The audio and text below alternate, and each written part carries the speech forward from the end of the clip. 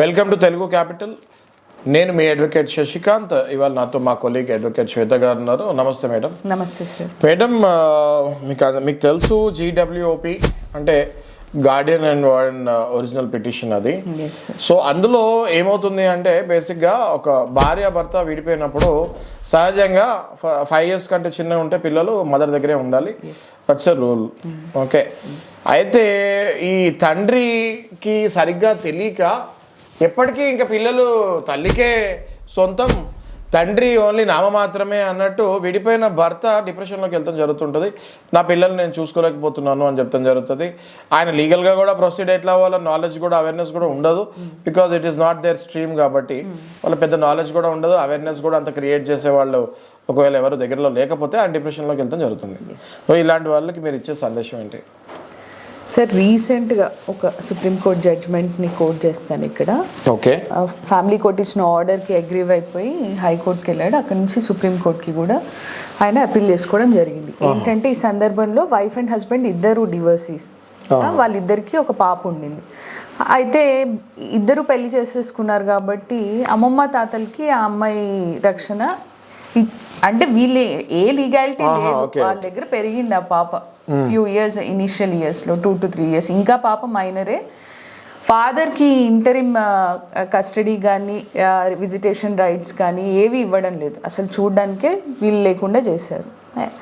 అయితే father usually most of the కేసెస్లో ఎలా ఉంటుందంటే అజంప్షన్ తల్లి దగ్గర పెరుగుతారు చిన్నప్పటి నుంచి, సంవత్సరం లోపు నుంచి పిల్లలు బిలో 5 years వరకు తల్లి అవసరం డెఫినెట్గా ఉంటుంది. అని మోస్ట్ ఆఫ్ ది కేసెస్లో ఫాదర్ ఇంటర్ఫియర్ అవ్వరు, ఉండనీలే పాపని, కావాలంటే తర్వాత నేను చూసుకోవచ్చు అని అనుకుంటారు. ఇట్లాంటి కేసెస్లో చాలాసార్లు మిస్లీడ్ అవుతూ ఉన్నాయి. కస్టడీ నాకు రాదేమో, ఇన్నేళ్ళు నా వైఫ్ దగ్గరే ఉంది కాబట్టి నాకు ఇవ్వరేమో అని మోస్ట్ ఆఫ్ ది మెన్ అనుకుంటూ ఉంటారు. సో ఈ కేసులో ఏమైందంటే ఫాదర్ అపీల్కి వెళ్ళడం జరిగింది. సుప్రీంకోర్టు ఏమనిందంటే కొన్ని రోజులు కానీ కొన్ని సంవత్సరాలు కానీ ఎవరో చూసుకున్నంత మాత్రాన father is the natural guardian కదా, according to the Hindu act. Okay, మన హిందూ సంస్కృతి ప్రకారము ఆ లాస్ ప్రకారము ఫాదరే న్యాచురల్ గార్డియన్. చాలామందికి తెలియక తల్లి న్యాచురల్ గార్డియన్ అనుకుంటారు, కానీ father comes first. Father is the natural Guardian కాబట్టి ఆయనకి ఆయన పిల్లల్ని చూసుకునే హక్కు కానీ ఆయన కస్టడీని నిరాకరించే హక్కు కానీ ఎవరికీ లేదు. ఏదో కొన్నేళ్ళు చూసుకున్నారు కదా అని ఆయన చూడకుండా ఆయన పిల్లల్ని అప్రోచ్ అవ్వకుండా మేము ఆపలేము అని చెప్పింది. సో దీన్ని బట్టి మనకి ఏమర్థమవుతుంది అని అంటే డెఫినెట్గా ఫాదర్కి కూడా all chances of custody of the children ఉంటుంది, 100% ఛాన్సెస్ ఉంటాయి. ఎందుకంటే ఆయన న్యాచురల్ గార్డియన్ కాబట్టి. After father comes the mother.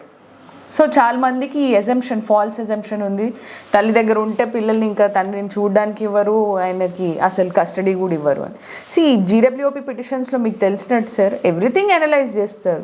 Mother status ఏంటి, మెంటల్ స్టేటస్ ఏంటి, ఫినాన్షియల్ స్టేటస్ ఏంటి, ఆవిడ మళ్ళీ రీమ్యారేజ్కి వెళ్తున్నారా, ఎవరి దగ్గర ఉంటే ఓవరాల్గా పిల్లలు సేఫ్గా ఉంటారు, health wise, education wise, mental health issues లేకుండా, ఇవన్నీ చూసుకున్న తర్వాతే ఒక నిర్ణయం అనేది తీసుకుంటారు. చాలామందికి తెలియక తల్లి దగ్గరే ఉండాలి కాబోలు అని ఫాదర్స్ చాలా బాధపడిన సందర్భాలు బోల్డ్ అని ఉంటాయి.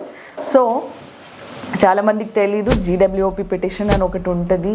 మీరు ఒకవేళ డివోర్స్కి అప్రోచ్ అయ్యి మీ పిల్లల్ని మిమ్మల్ని చూడకుండా కలవనీయకుండా చేస్తున్నట్టయితే మీరు మీ వైఫ్ పైన GWOP పిటిషన్ అనేది ఫైల్ చేయొచ్చు. నాకు ఇంటరిమ్ రైట్స్ ఇవ్వండి, అట్లీస్ట్ చూడడానికి వీళ్ళు చేసేటట్టు ఇంటరిమ్ కస్టడీకి అడగచ్చు, పర్మనెంట్ కస్టడీకి కూడా నాకు నా పిల్లలు కావాలి, నేనే పెంచుకుంటాను అని అడగచ్చు.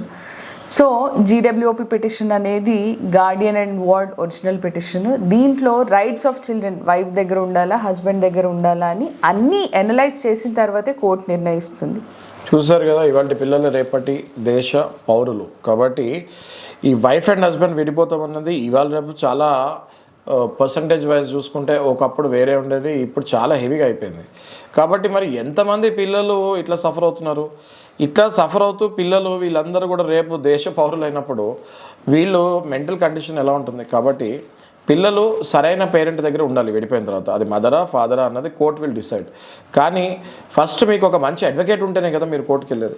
కాబట్టి ఫాదర్స్కి నేను చెప్పేది ఏంటి అంటే, ఒకవేళ విడిపోయిన మీ భార్యకి ఫైనాన్షియల్ స్టేటస్ కానీ మెంటల్ స్టెబిలిటీ కానీ సరిగ్గా లేకపోతే మీరు మంచి అడ్వకేట్ని అప్రోచ్ అయ్యి కోర్ట్ని అప్రోచ్ అవుతే ఆ అడ్వకేట్ ఆ కోర్టులో మీ తరపున వాదించి మీ దగ్గర ఉంటేనే మీ పిల్లలు కరెక్ట్గా ఉంటారు, కరెక్ట్గా పెరుగుతారు, రేపు పొద్దున వాళ్ళ ఎడ్యుకేషన్ కూడా కరెక్ట్గా ఉంటుంది, వాళ్ళ మెంటల్ స్టేటస్ కరెక్ట్గా ఉంటుంది అని ప్రూవ్ చేస్తే ఆ పిల్లల్ని మీ దగ్గరికే పంపిస్తాం జరుగుతుంది.